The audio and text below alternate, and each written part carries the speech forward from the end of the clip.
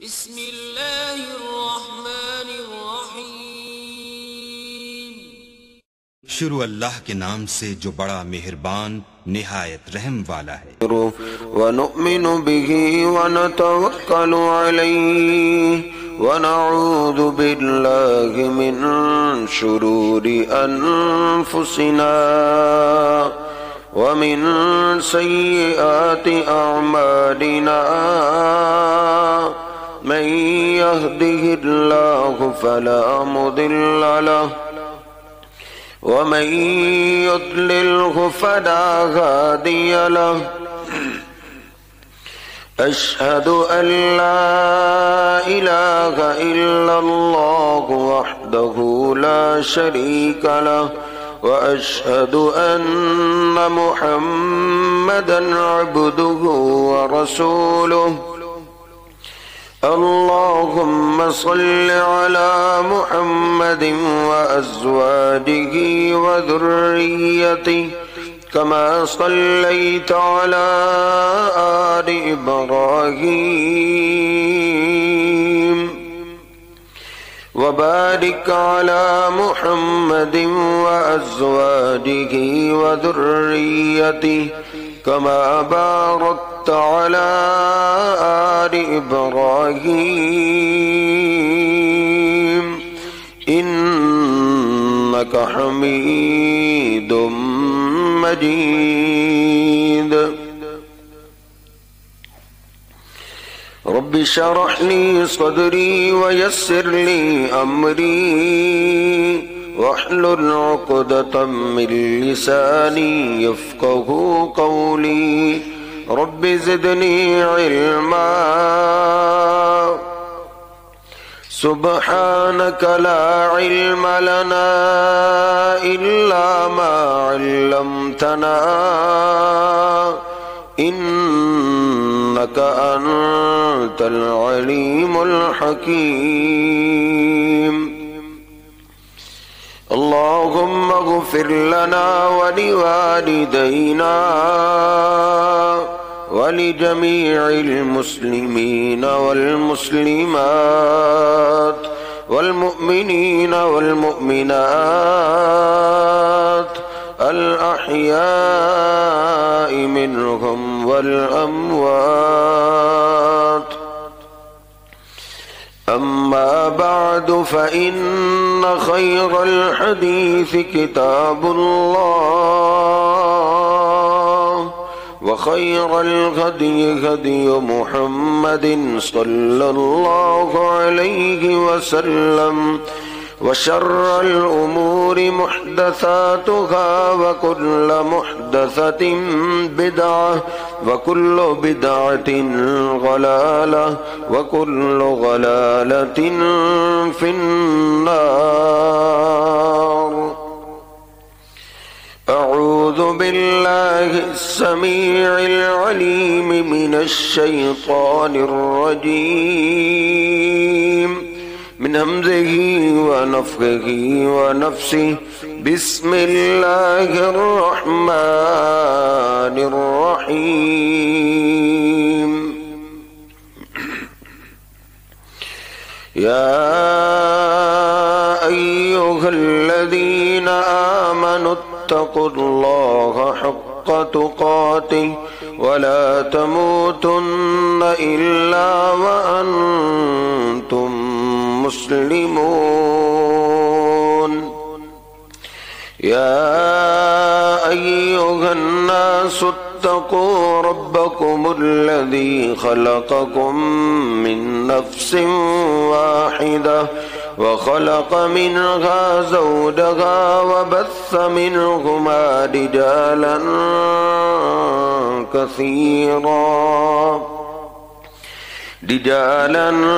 كثيرا ونساء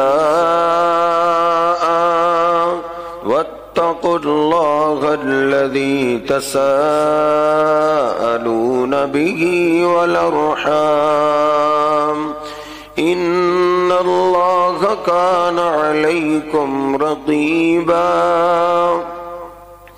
يا أيها الذين آمنوا اتقوا الله وقولوا قولا سديدا يصلح لكم أعمالكم ويغفر لكم ذنوبكم ومن يطع الله ورسوله فقد فاز فوزا عظيما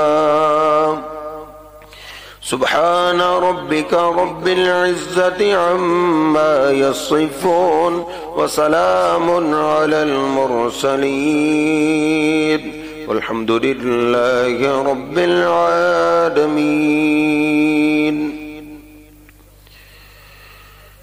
سیدنا زید بن ثابت رضی اللہ تعالیٰ عنہ وہ بیان فرماتے ہیں کنت قاعدا فی جنب النبی صلی اللہ علیہ وسلم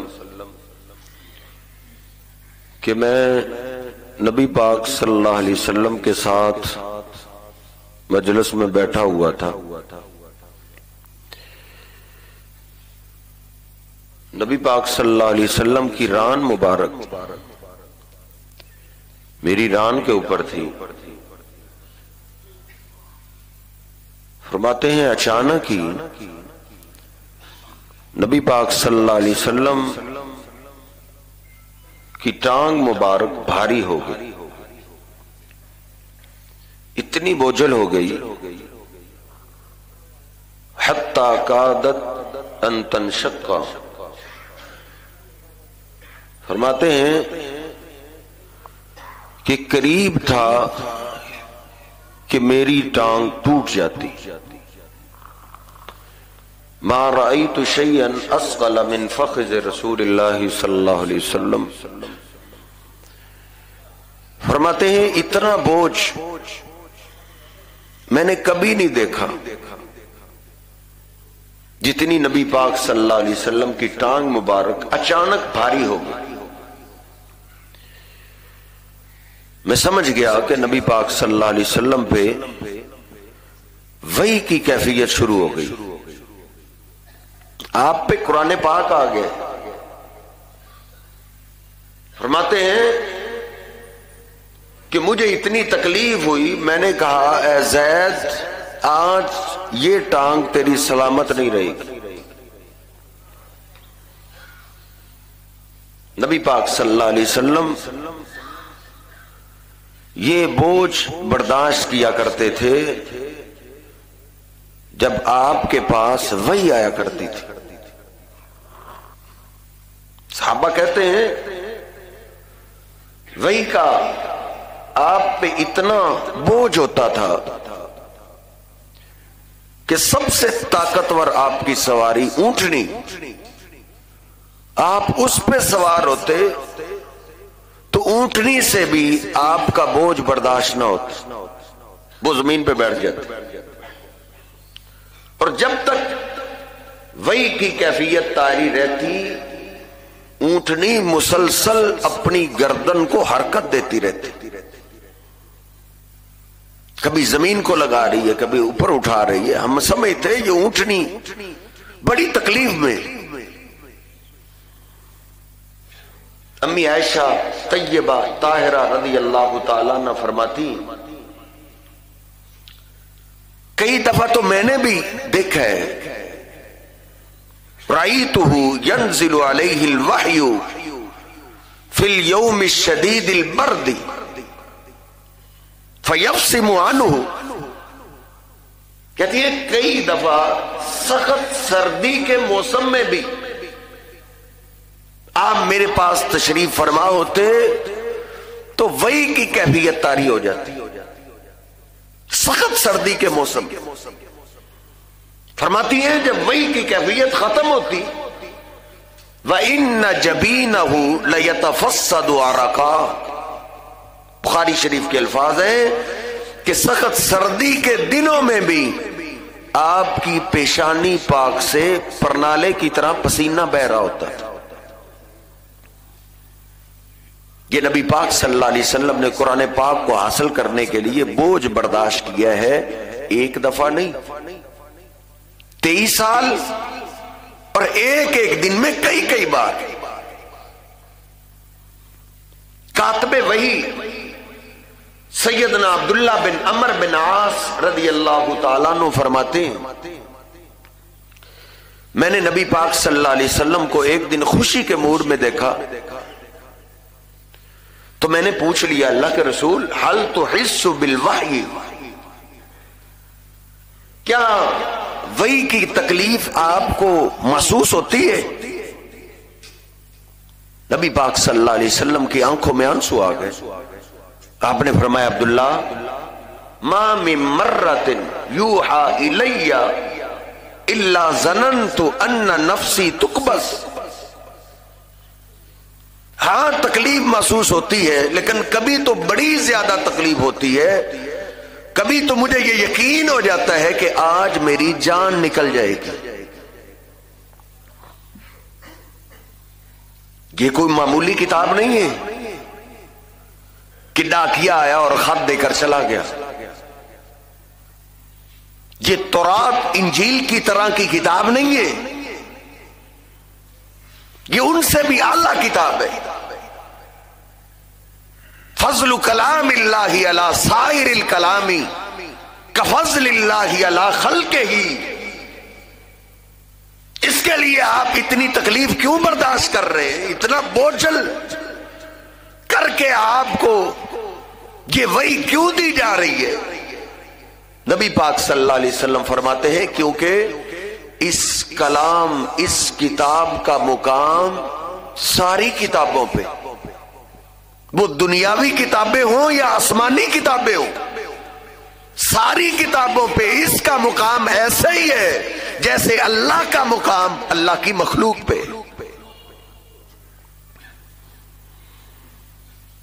نبی پاک صلی اللہ علیہ وسلم کے پاس جب پہلی وحی آئی نا، آپ گھبرائے ہوئے، کندھوں کا جسم کپ کپا رہا ہے، جسم پہ کپ کپی تاری ہے، اور آپ آتے ہی گھر کہتے ہیں مجھ پہ کمبل ڈال دو. طبیعت سنبھلی گئی. سیدہ خدیجہ نے پوچھا کیا ہوا تھا؟ سارا قصہ سناتے ہوئے آپ نے روتے ہوئے فرمایا خدیجہ خشیت علی نفسی، مجھے تو آج اپنی جان کا خطرہ پڑ گیا. مجھے ایسے لگا جیسے آج میری جان نکل جائے گی. نبی پاک صلی اللہ علیہ وسلم نے اس قرآن پاک کو حاصل کرنے کے لیے یہ مشقتیں برداشت کی ہیں. تو پھر مجھے کہنے دیجئے وہ میرے پیغمبر کا کچھ نہیں لگتا جس کا تعلق اس کتاب سے نہیں ہے. لاکھ دعوے کرے محبت کے، لاکھ دعوے کرے عشق کے، کوئی اس کی محبت قبول نہیں. وہ مردود ہی مردود ہے.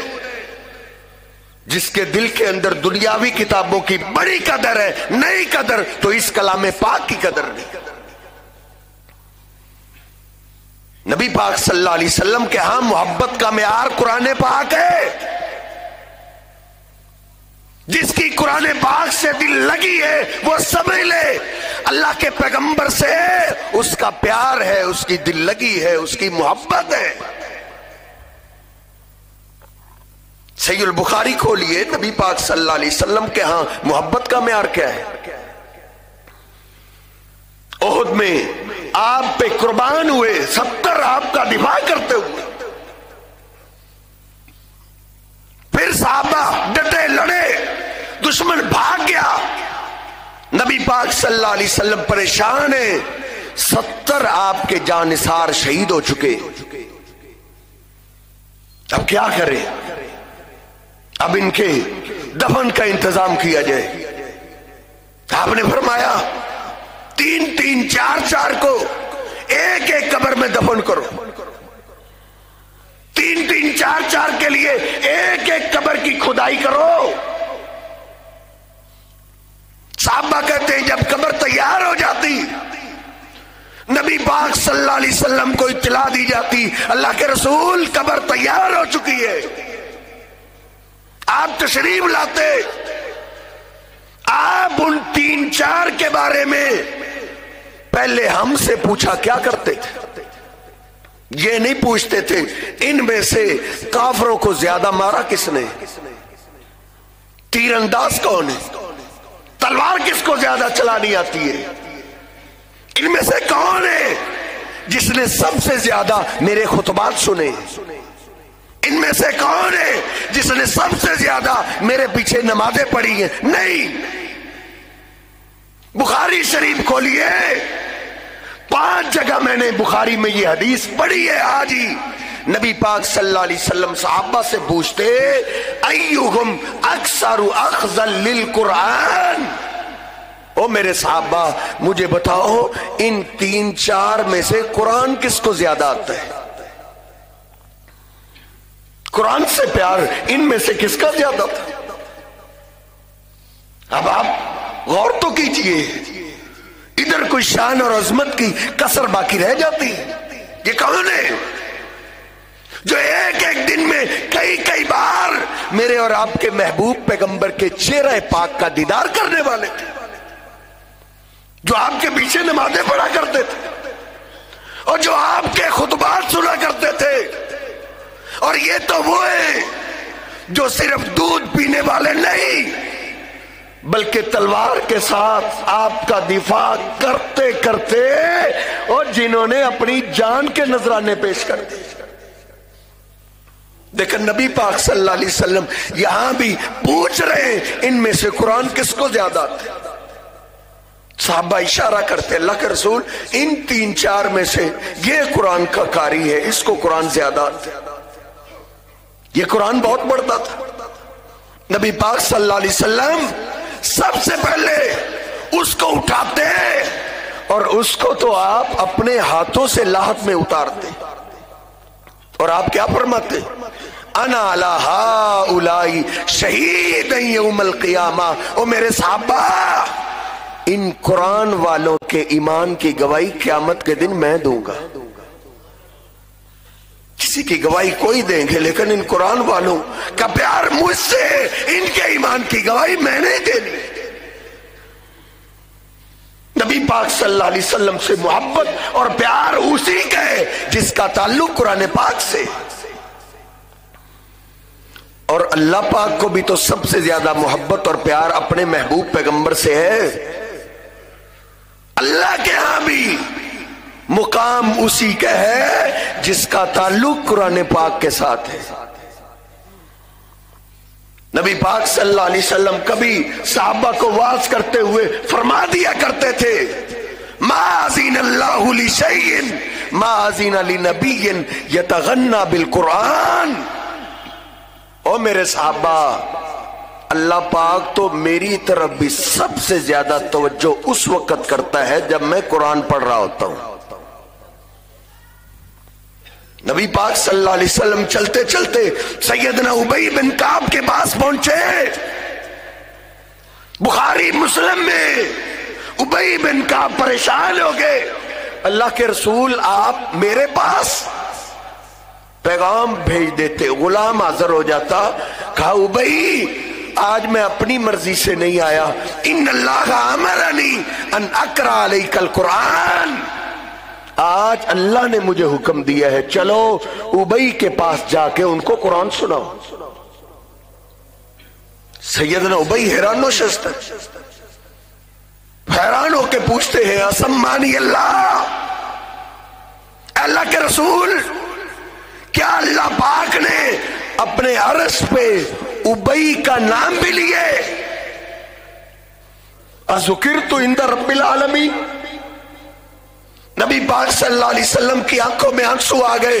آپ نے فرمایا ہاں ابی سماک اللہ، آج اللہ نے اپنے عرش پہ تیرا نام لے کے کہا ہے کہ ابی آپ کی امت کا قاری ہے، اس کو جا کے قرآن سناؤ. سیدنا ابی کو یہ مقام کس ڈگری سے ملا ہے؟ ان کے پاس کون سی ڈگری تھی؟ ان کے پاس کوئی بڑا بزنس تھا؟ لاکھوں کروڑوں میں باتیں کرنے والے تھے؟ نہیں، ان کے پاس قرآن پاک کی دولت تھی. اللہ کے ہاں، اللہ کے حبیب کے ہاں مقام اسی کا ہے جس کا تعلق قرآن پاک سے ہوتا ہے. اللہ بڑی قدر کرتا ہے اس کی جس کی دل لگی قرآن پاک سے گھر میں بیٹھ کے قرآن پڑھتا ہے. نبی پاک صلی اللہ علیہ وسلم نے تو یوں فرمایا ہے ایک گھر میں قرآن پڑھا جاتا ہے اور دوسرے گھر میں قرآن نہیں پڑھا جاتا. ان میں اتنا فرق ہے مثل الحی والمیت، جیسے زندہ اور مرے ہوئے میں فرق ہے. جس گھر میں قرآن کی تلاوت ہوتی ہے وہ زندہ کرانے والے ہیں، اور جس گھر میں قرآن نہیں پڑھا جاتا وہ قبرستان ہے. صحابہ رات کی تاریکی میں اپنے اپنے گھروں میں قرآن پاک پڑھا کرتے تھے. ان کے گھروں سے رات کی تاریکی میں بھی قرآن کی آوازیں آتی تھی. سعید بن حذیر عرض کر رہے نا اللہ کے رسول رات کو سواری بتکنے لگی، 3 دفعہ ایسے ہوا میں نے تلاوت کو روک دیا، باہر نکلا دیکھا نور ہی نور ہے، گھر روشنیوں سے بھرا ہوئے. میں نے اوپر نگاہ اٹھائی فَإِذَا مِثْلُ الظُّلَّةِ، ایک سائبان ہے جس کے اندر نور ہی نور ہے، وہ آسمان کی طرف جا رہے ہیں. آپ نے کیا فرمایا؟ اے اسید یار تم نے تلاوت کو بند نہیں تھا کرنا. اللہ کے رسول گھوڑا بدک رہا تھا اور میرا بیٹا یحییٰ پاس لیٹا ہوا تھا، میں ڈر گیا کہیں روندی نہ ڈالے. آپ نے فرمایا او سید تیری آواز کو اللہ نے آسمان تک پہنچا دیا تھا. تلک الملائکۃ دنت لصوتک، یہ آسمان سے نوری ملائک تیرے گھر میں تیرے قرآن کی تلاوت سننے کے لیے آئے ہوئے تھے. اگر تم بند نہ کرتے دن بھی چڑھ جاتا، فرشتوں نے تیری تلاوت کی آواز کو چھوڑ کے جانا نہیں تھا. اس گھر میں نوری ملائک کا نزول ہوتا ہے، اس گھر میں رحمتیں آتی ہیں، اس گھر میں برکتیں آتی ہیں جس گھر میں قرآن پڑھا جاتا ہے. اب پڑھ نہیں سکتے وہ موبائل آپ کے پاس ہے، آپ کے پاس لیپ ٹاپ ہے، گھر میں قرآن پاک کی تلاوت لگا کے سب کو بٹھاؤ آؤ قرآن سنتے. نبی پاک صلی اللہ علیہ وسلم ہمارے لیے کیا کیا آسانیاں پیدا کر گئے. آپ نے ایک دن عبداللہ بن مسعود رضی اللہ تعالیٰ عنہ کو اپنے منبر پہ بٹھایا اور آپ نے فرمایا اقرا علی القرآن. بخاری مسلم میں آپ نے فرمایا عبداللہ تم قرآن پڑھو اور میں تیرا قرآن سنتا ہوں. سیدنا عبداللہ بن مسعود عرض کرتے ہیں اللہ کے رسول علیک اقرأ، میں آپ کو پڑھ کے سناؤں. وعلیک انزل، حالانکہ قرآن پاک آپ پہ نازل ہوئے. آپ نے فرمایا انی احب ان اسمعہ من غیری. اے عبداللہ جس طرح میں قرآن پڑھنا پسند کرتا ہوں ایسے میں قرآن سننا بھی پسند کرتا ہوں. پڑھنا نہیں آتا کسی قاری کی تلاوت لگا کے گھر میں بیٹھ کر سنو، یہ بھی محبوب پیغمبر کی پیاری سنت ہے. قرآن کی آواز آنی چاہیے. یاد رکھو نبی پاک صلی اللہ علیہ وسلم فرماتے ہیں اقرأوا القرآن فإنه یأتی یوم القیامت شفیعا لأصحابہ. آپ نے فرمایا قرآن سے دل لگاتے رہو، اس سے دوستی لگا لو. یہ دوستی بڑی پکی ہے. آپ فرماتے ہیں یہ دوستی ایسی ہے جو موت سے بھی ختم نہیں ہوتی. قبر میں یہ دوستی تیرے ساتھ جائے گی، محشر کے میدان میں، قبر میں سارے رشتے دار چھوڑ گئے، اولاد چھوڑ گئی، دوست چھوڑ گئے. قیامت کے دن بھی بندہ پریشان ہوگا. جس طرح دنیا کی عدالتوں میں کوئی کام پڑ جائے بندہ ٹکرے مارتا ہے، کوئی اچھا وکیل مل جائے جو جج سے میری صحیح بات کر سکے. قیامت کے دن بھی لوگ مارے مارے پھریں گے کہ اللہ کے سامنے بات کے لیے کس کو لے کر جائے. یوم یفر المرء من اخیہ وامہ وابیہ وصاحبتہ وبنیہ.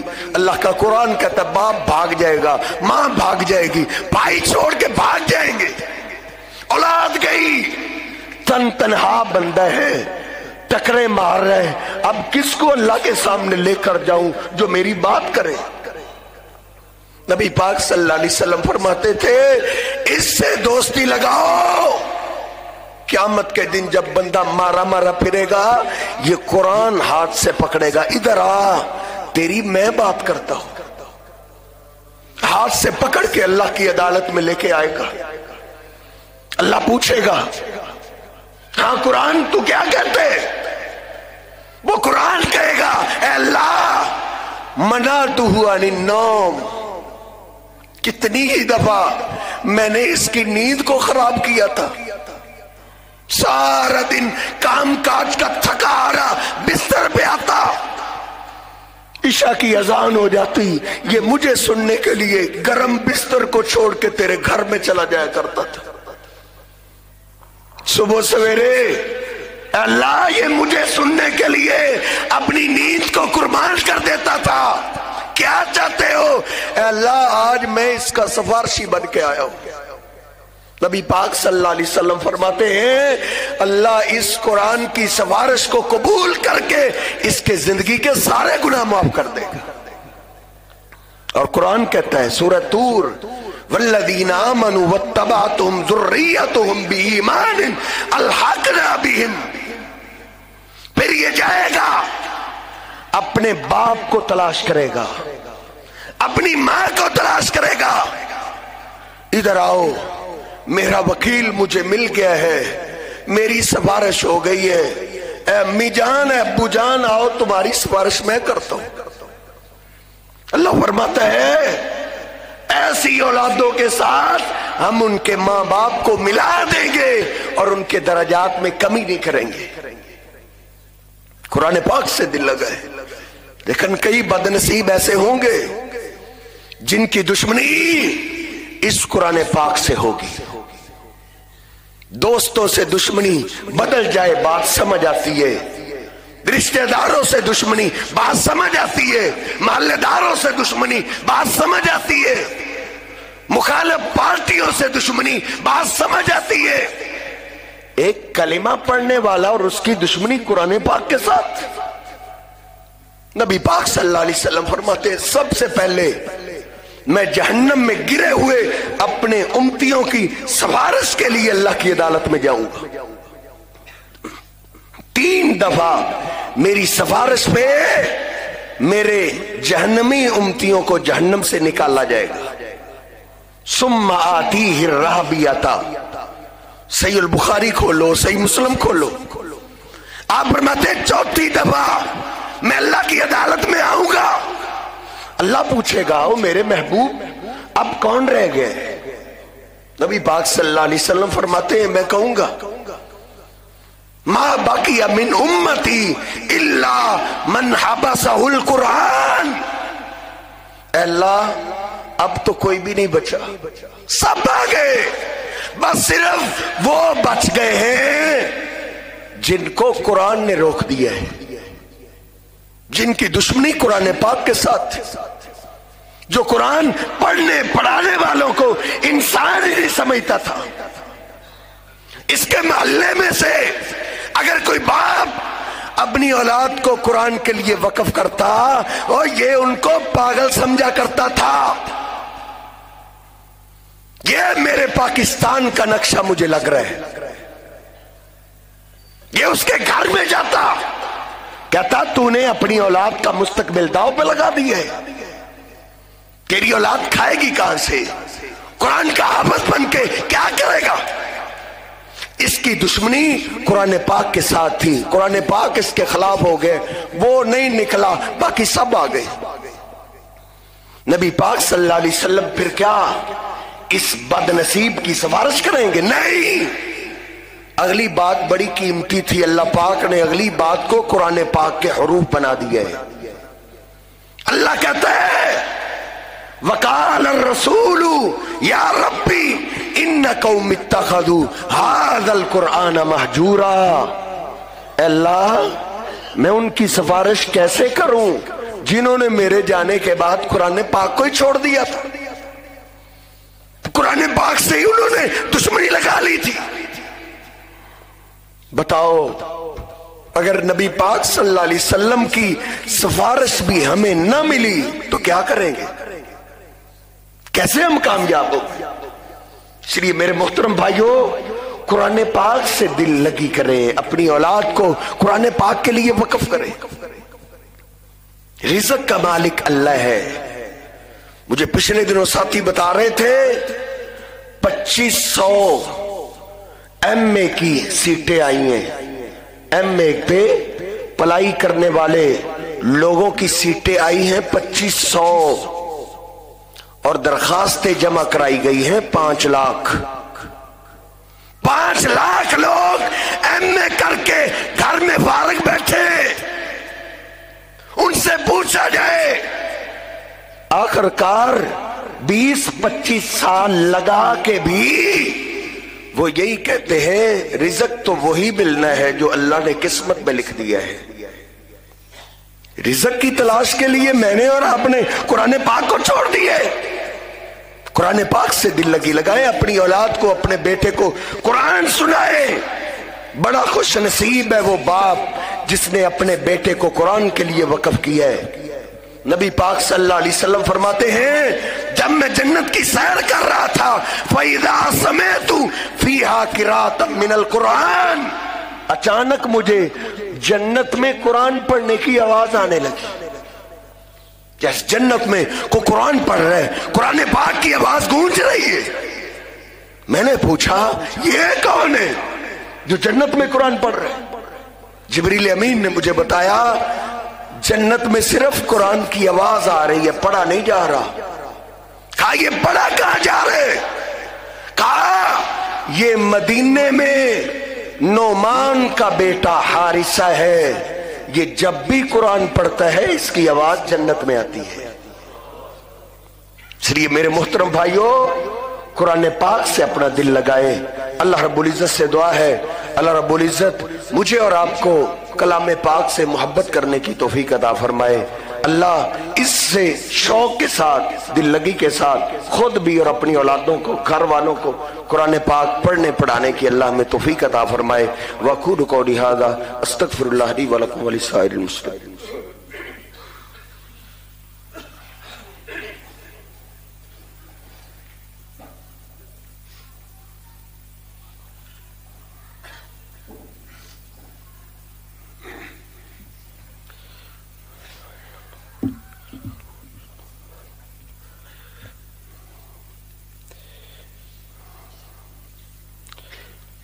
اللہ پاک نے الحمدللہ ہمارے مرکز کو ایک عالی شان اعزاز سے نوازا ہے۔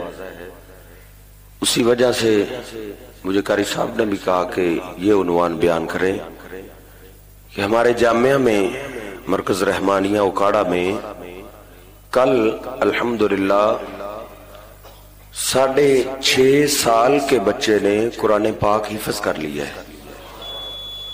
ابھی تک اس کے دانت نہیں ٹوٹے۔ پہلی دفعہ جو دانت ٹوٹتے ہیں وہ ٹوٹنے سے پہلے اس بچے نے پورا قرآن حفظ کر لیا ہے۔ اور یہ صلاحیت اللہ پاک دیتا ہے بچوں کو، لیکن ہم سکول ٹائم میں اس کو ضائع کرتے ہیں۔ پلے گروپ، نرسری، پریپ، پہلی تک پہنچنے سے پہلے 3 سال ہم بچوں کے ضائع کرتے ہیں۔ ان کو تو فیس چاہیے۔ یہ جو سکول کا نصاب ہے، میں سکول کے خلاف نہیں ہوں، یہ ٹیوشن میں پڑھائیں، اپنے بچے کو ٹیوشن میں پڑھائیں۔ ہمارے پاس بھی 10-12 یتیم بچے ہیں، اب وہ حفظ بھی کر رہے ہیں، ساتھ ان کو ہم سکول ٹیوشن میں پڑھا رہے ہیں۔ پورے سال کا نصاب ٹیوشن میں وہ 2-3 ماہ میں کور کر جاتے ہیں۔ اللہ پاک قرآن پاک کی وجہ سے ان کے ذہن کھول دیتا ہے۔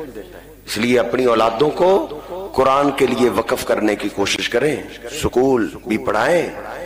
12, 13, 15 سال میٹرک کی سند میں جو ہم لگاتے ہیں وہ ہمارے بچے 5ویں کرتے ہیں ڈائریکٹ، پھر 8ویں سکول نہیں جاتے، ٹیوشن میں پڑھتے۔ ٹیچر ہم نے ایک رکھا ہوا ہے، پھر 9th اور 10th میں اچھے نمبر حاصل کر کے وہ درس حفظ کیا، حفظ تو کر ہی جاتے ہیں، ساتھ درس نظامی بھی شروع کر دیتے، 1-2 سال ساتھ میٹرک بھی کر جاتے ہیں اور 1-2 سال ساتھ درس نظامی بھی پڑھ جاتے ہیں۔ اس لیے تمہارے بچے بڑے قیمتی ہیں، یہ اللہ پاک کی امانت ہے، ان کا وقت ضائع نہ کریں، ان کے لیے ان کو جہاں ہم سکول کی تعلیم دیتے ہیں وہاں دینی تعلیم کے لیے بھی اللہ رب العزت ہم سب کے لیے اس مدرسے کو جس کے ہم خادم ہیں، آپ بھی الحمدللہ تعاون کر رہے ہیں، اللہ آپ کے تعاون کو بھی قبول فرمائے۔ ہم تو چلے جائیں گے، اللہ ہمارے جانے کے بعد بھی ایسے مدرسوں کو آباد رکھے، تعاون کرنے والوں کے مال جان کے اندر اللہ برکتیں عطا فرمائے۔ آج کا اعلان یہ نروال سے ایک ساتھی مدرسے کے تعاون کے لیے آئے ہیں، ساتھی ان کے ساتھ تعاون کر کے جائے۔ ان الحمد لله نحمده ونستعينه ونستغفره ونؤمن به ونتوكل عليه ونعوذ بالله من شرور انفسنا ومن سيئات اعمالنا من يهده الله فلا مضل له ومن يضلله فلا هادي له أشهد أن لا إله إلا الله وحده لا شريك له وأشهد أن محمدا عبده ورسوله اللهم صل على محمد وأزواجه وذريته كما صليت على آل إبراهيم وبارك على محمد وأزواجه وذريته كما باركت على آل إبراهيم إنك حميد مجيد ربنا آتنا في الدنيا حسنة وفي الآخرة حسنة وقنا عذاب النار اللهم اشف مرضانا ومرضى المسلمين يا شافي المرضات اشف مرضاتنا ومرضات المسلمين ربنا ظلمنا أنفسنا وإن لم تغفر لنا وترحمنا لنكونن من الخاسرين ربنا تقبل منا إنك أنت السميع العليم وتب علينا إنك أنت التواب الرحيم سبحان ربك رب العزة عما يصفون وسلام على المرسلين والحمد لله رب العالمين.